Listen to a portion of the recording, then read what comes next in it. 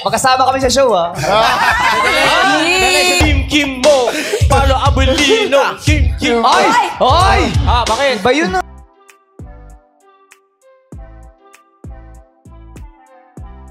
Matapos asarin ni Vong Navarro si Paolo Avellino sa Okada, Manila, ay si Chinita Princess Kim Chiu naman ang inasar ngayon ng komedyante sa It's Showtime.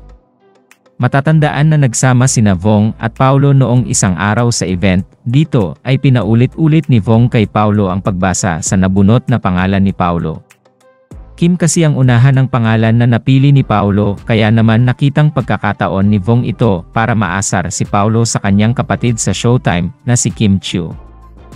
Ngayong araw nga sa It's Showtime October 7 ay inasar ng Showtime fam si Kim dahil sa maling pagbasa nito sa title ng kanta ng Dilaw. Imbis kasi na yi ang pagkakabasa ng aktres. Dahil naman dito ay inasar siya ng mga Showtime host na ganito umano kiligin si Kim Chiu. Nakita namang paraan ni Vong Navarro ito para isingit ang pagsasama nila ni Paolo Avellino sa Okada, Manila. Ayon kay Vong, "Kim, magkasama kami sa showhan." Natahimik na si Kim at natawa na lamang sabay iniba ang topic para hindi na madugtungan ni Vong ang sasabihin nito sa kanya.